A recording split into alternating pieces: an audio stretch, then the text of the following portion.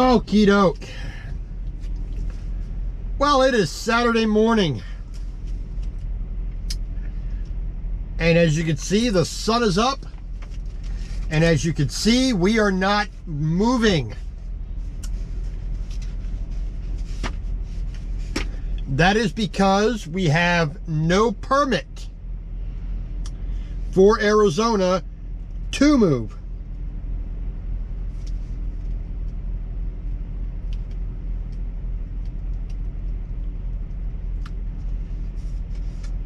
So,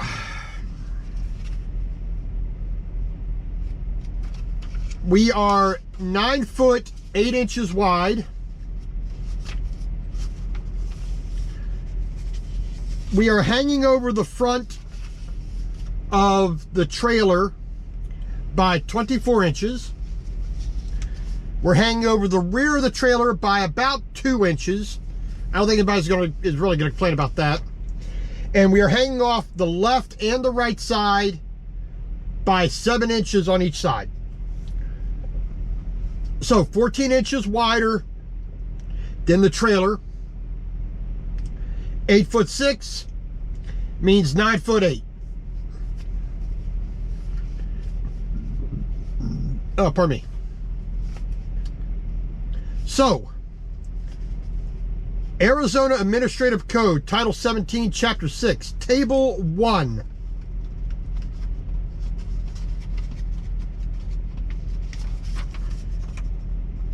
Under Rule R17-6-102, Threshold Dimensions, Special Permit Exemptions. Blah, blah, blah, blah, blah, blah. All right. So, vehicles operating state highways designated by the Transportation Board under blah, blah, blah. A legal dimension, 8 foot 6 inches wide. So, anything over 8 foot 6 inches wide, we must have a permit.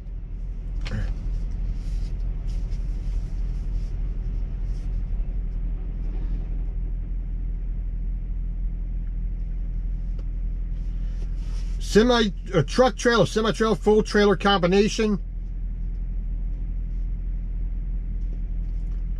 is 53 foot for the trailer, 65 foot overall with a forklift. Multi-trailer combinations, 28 foot 6 inches. So you have a double or triple, they can only be 28 foot 6 inches. Tractor trailer, semi-trailer, full trailer combination, which is what I operate under, 75 feet long.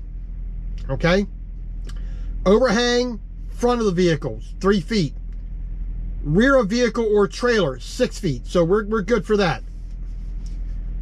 Single axle, tandem axle, steering axle, gross weight. So 20,000 for a single axle. Tandem is 34,000. Steering axle is 20,000. Gross weight is 80,000. We are underneath all of that. But the one thing we are not underneath, we're good for weight, we're good for height. We're only at 13 foot 5 inches tall. Overhangs are within limits. We're good for that. The only thing we have a problem with is with our width. So, our width says we must have a permit. So that's why Saturday, Sunday, and possibly Monday I'm sitting here, because it is Martin Luther King birthday observance for the government and for banks on the 20th, which is Monday. So we are sitting and waiting.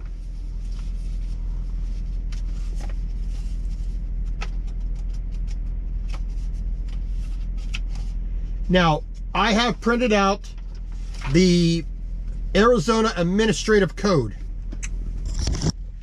dealing with oversized regulations.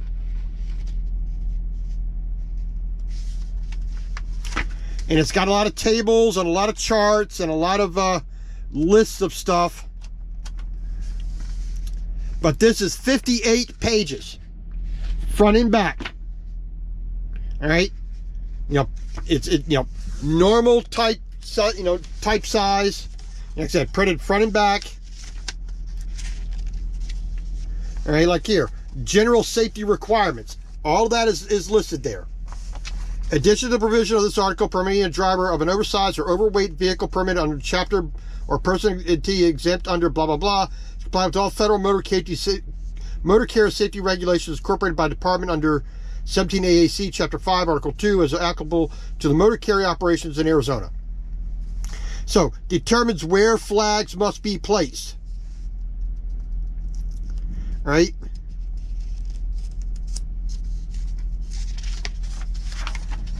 Gives the details of an oversized sign.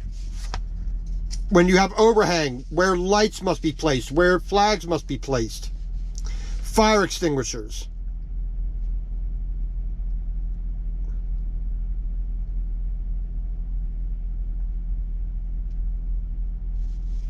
Must have a two-way radio, which right there, the CB.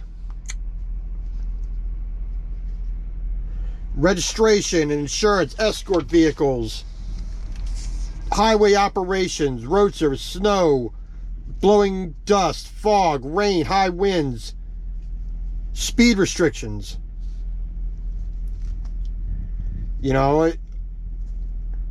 Curfew in big cities, nighttime transportation, holidays that you cannot drive on, 10 feet in width, 14 inch height, 13 foot length on front overhang, 10 feet in length, the rear overhang, 120 feet overall.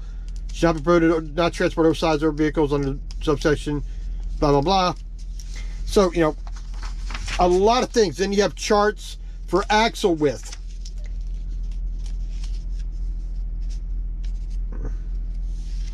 Distance between center of the front axle and center of the rear axle of a given group.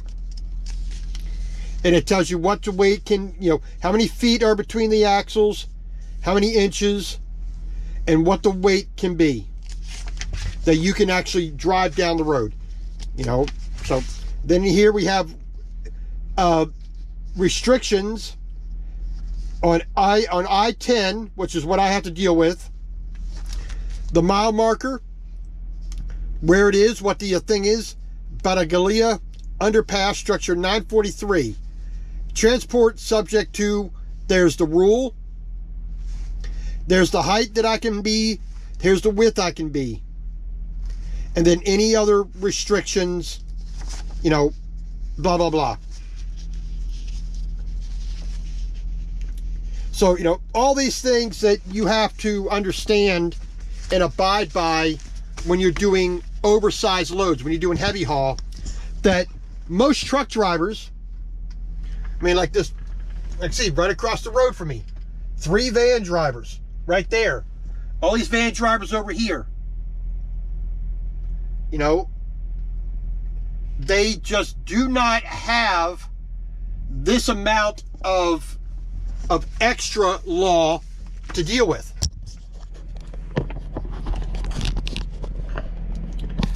And that's the challenge of doing heavy haul, of doing oversized loads.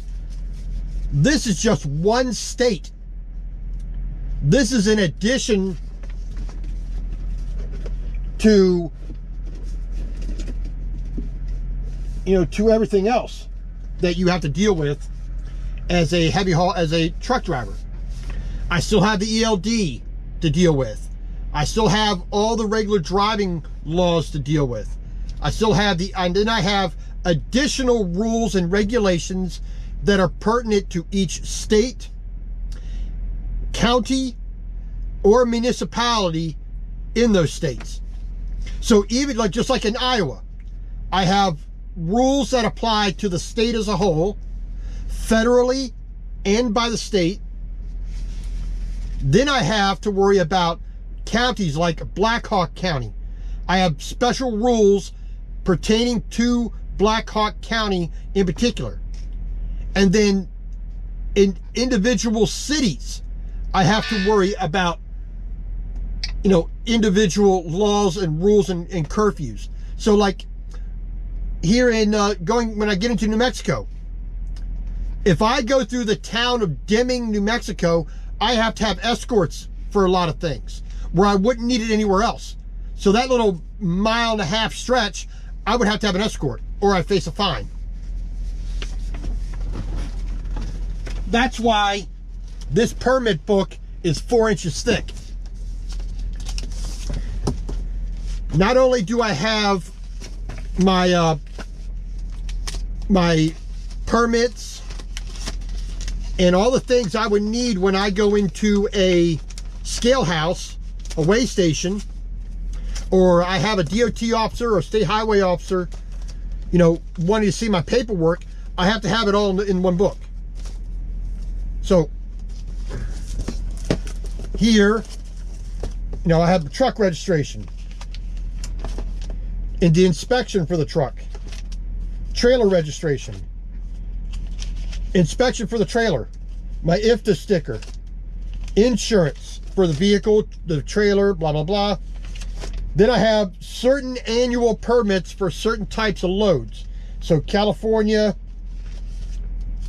Florida, Idaho, like I said here, Iowa, a non-expiring permit for Iowa. I have an Iowa annual permit. And then, like I said, Black Hawk County in Iowa, I have a permit just for Black Hawk County. So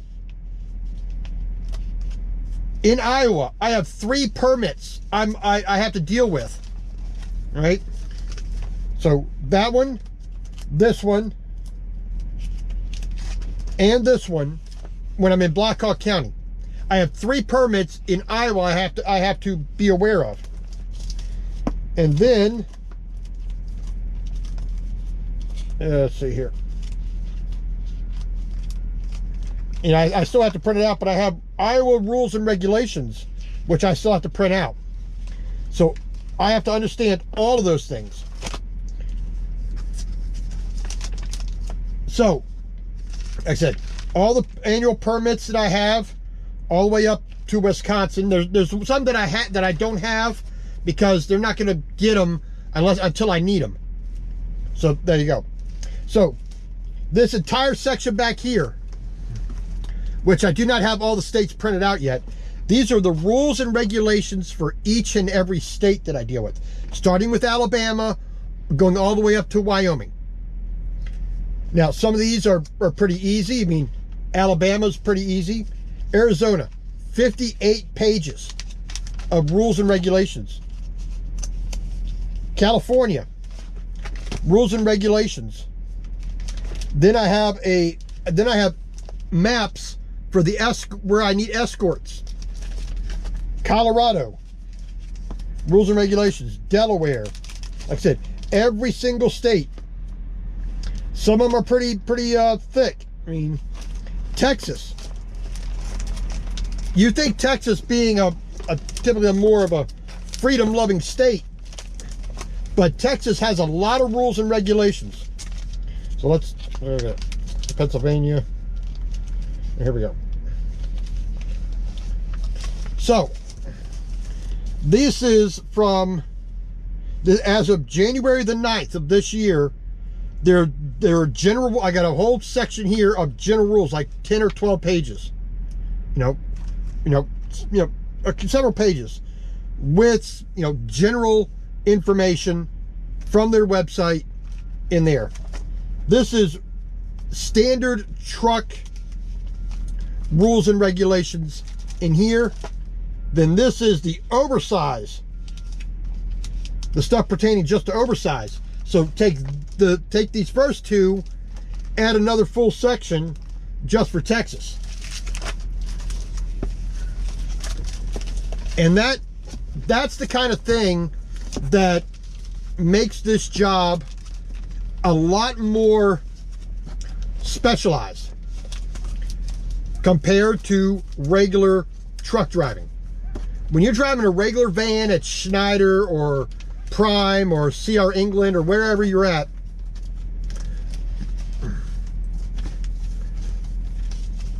the rules and regulations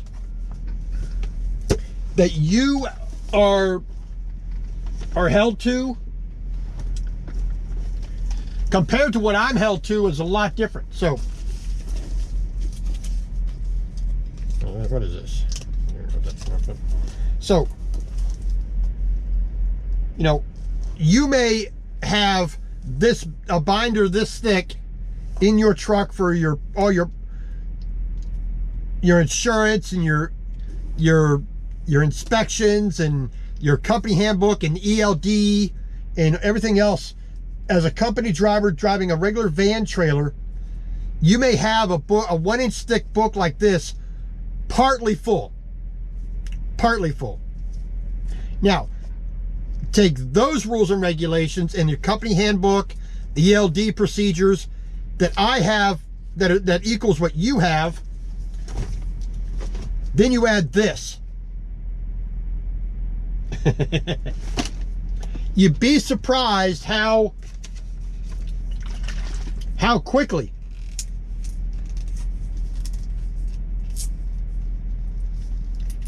somebody can, you know, you have people out there who are confused just about driving a regular truck and how much law is you have to deal with, rules and regulations you got to deal with just to do a regular truck driving. Multiply that by 5 times, and that's just the most basic level.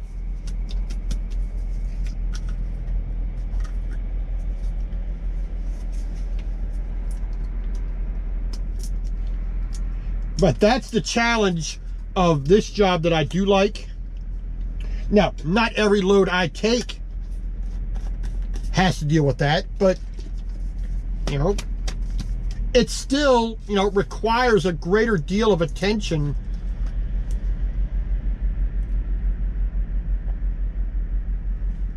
pardon me, than what a lot of people might think is necessary.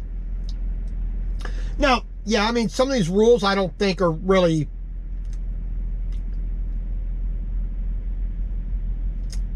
they're made by bureaucrats. Some of, you know, a good number of these rules. Some of these rules do make sense. Now, it's like driving a really wide, let's say a 12-foot wide, 14-foot wide, 16-foot wide load at night. Well, it's harder to see at night.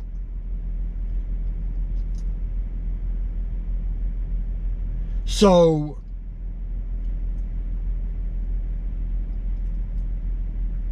how you are driving on the road at night, you know, how do you make yourself visible? So you got warning flags, you got reflective signs, you got, you know, you got little beacons that flash a light so that people can see you.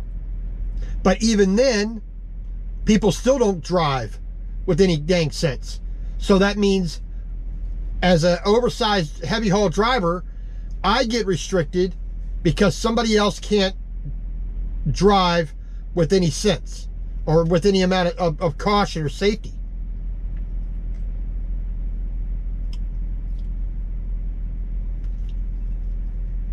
And that's why we have 40 and 50 pages for each and every state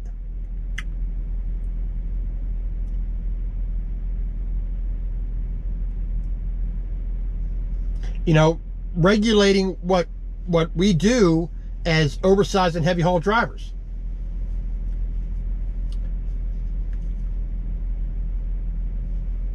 Just like when you have a hazmat load, you have rules and regulations there more than a regular, you know, a regular van load, you know, because when something goes wrong, you have to, there are precautions to they need to be taken for the people who are there to clean it up.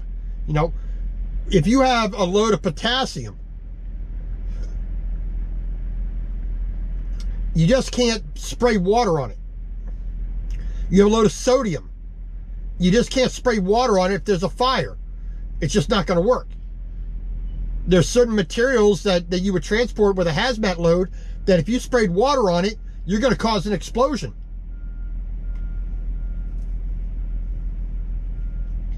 And that's why there's these extra rules and regulations you got to deal with when you deal with hazmat. I don't do hazmat. I don't really particularly want to do hazmat. I've dealt with chemicals, with pesticides, you know, for a good many, several years, several decades. So I don't want to ever have to deal with that stuff. But I do a job which requires that kind of attention to detail that necessitates having a 4-inch binder just for the rules.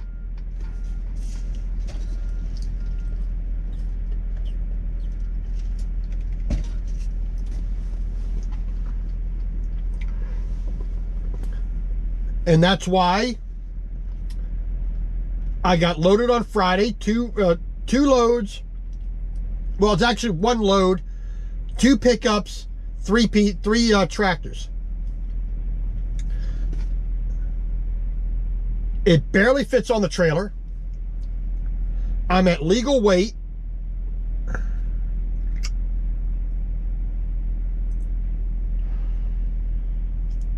Like I said, I'm at 13 foot 5 inches high, legal height.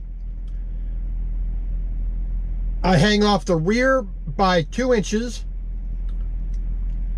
I'm off the front of the trailer by 24 inches.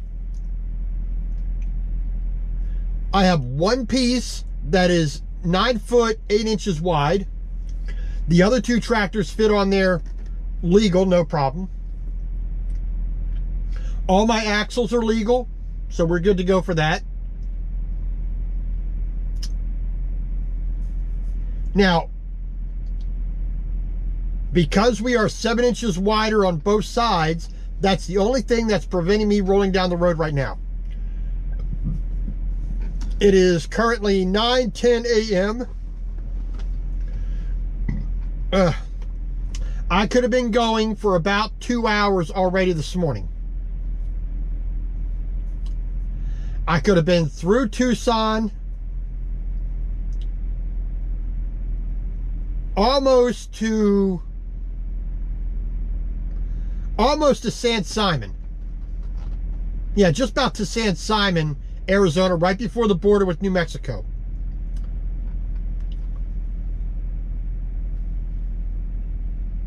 And then Lordsburg was another, like, the half an hour beyond that.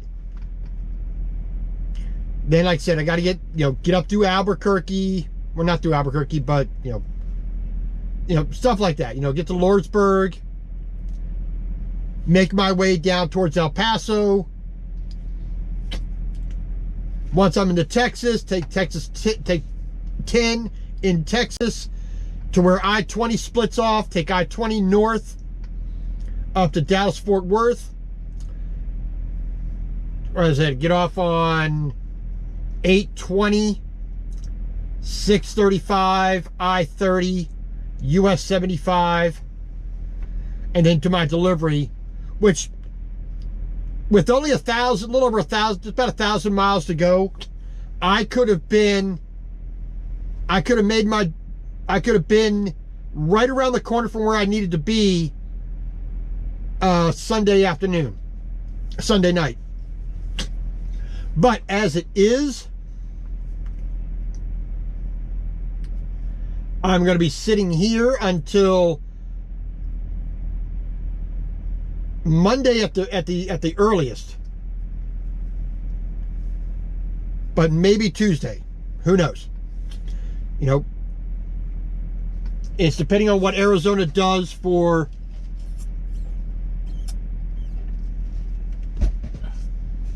Martin Luther King's birthday today, or Monday, sorry. The observance of that.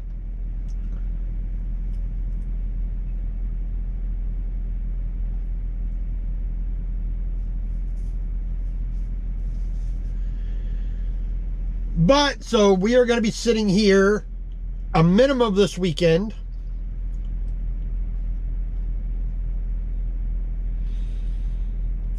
Maybe Monday as well. Who knows? You know, we'll see. But as soon as we get the permits, we're running. We got a 2-day trip. Like I said, it's only like 1,000 miles to our delivery. We got a 2-day trip out there.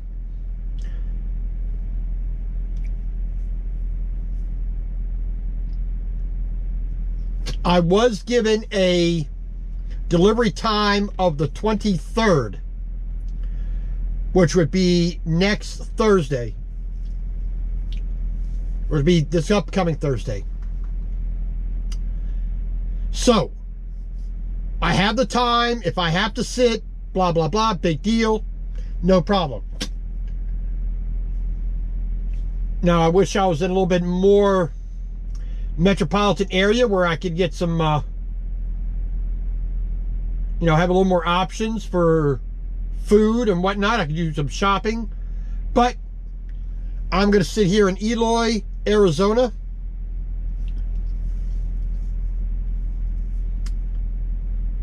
And we will make use of the time that we got. So we're taking this load back to Howe, Texas. We've delivered to this place before. We're bringing 3 tractors. Well, let's go ahead and take a look at them.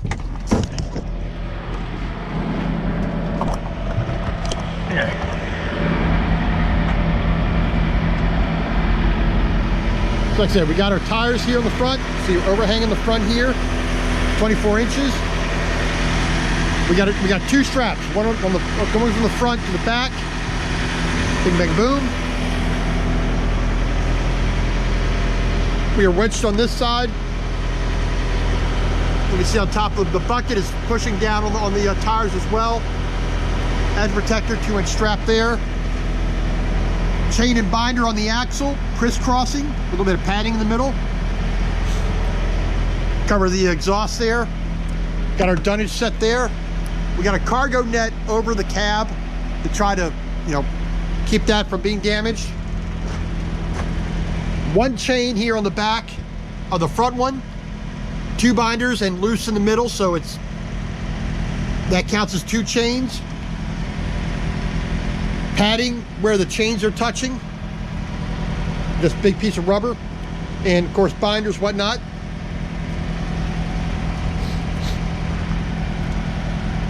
Same thing on this one. That's a 5425 with a loader. Here's a 6215 tractor, a little bit older. Netting over the cargo over the top there as well. Same thing here. Loose in the middle. And then the chain binder right there. Same thing on this side. I got to tighten that side up. That side came loose. This one's a little bit loose, so I'm going to tighten this up as well. Flags on the exterior here. You know, they're the widest point of the load.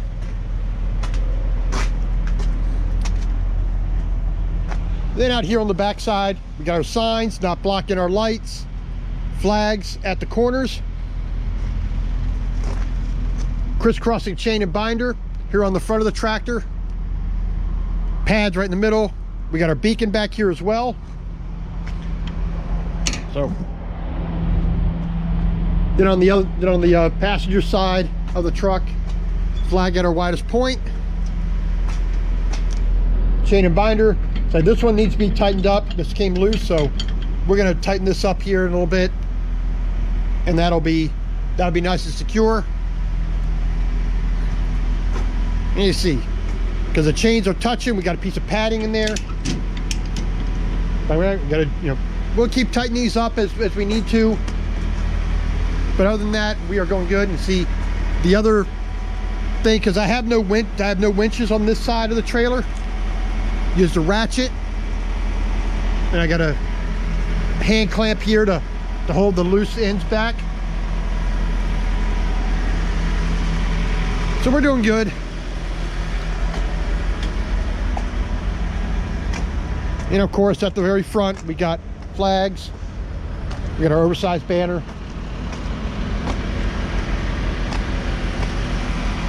So we are doing pretty much nothing for the rest of the weekend. I'm gonna do some cleaning. I'm gonna make some breakfast / lunch here in a little bit. Gonna do some potatoes and eggs. I went in and took a shower this morning, just a quick wake me up kind of shower. Wasn't a bathing shower, just a refresh myself shower. I still have more rules and regulations for my book here to print out. I got several states that I still need to do. You know, excluding Hawaii and Alaska, because the possibility of me ever taking a load there is almost non-existent.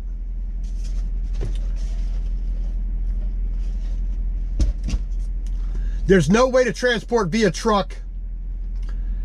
Well, there is and there isn't. But putting a load onto a truck, putting it on a transporter ship, and transporting it to Hawaii, then driving that same truck in Hawaii is almost non-existent. You know, I don't really, it has to be a really incredibly specialized load to justify doing that. Because one, you could build the trailer to do that. You load it on the truck, on the boat, take the boat there, another truck picks that load up, you know. I would have a hard time believing that there's a specialized tractor that had to do that. It's not impossible for that to happen, but, you know. All right, so we are Alabama, Arizona. Now I got to do Arkansas. Let's see here, Connecticut. I got to do Connecticut. You know, and I got about a little over a dozen states I still need to print out the rules and regulations for those individual states. And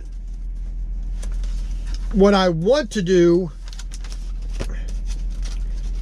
which it's going to take a little bit of time and thinking. I mean, because I had picked up this book earlier, and it's supposed to help with the rules and regulations, give you kind of a little, you know, a little bit of help with that. But like here for Pennsylvania, you know, it gives you a brief overview of when a permit is required, what the regulations are when you have that permit.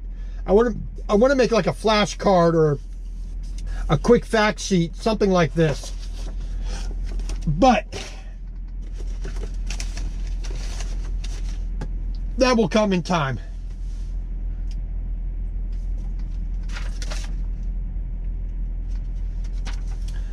All right, so like I said, we're just waiting.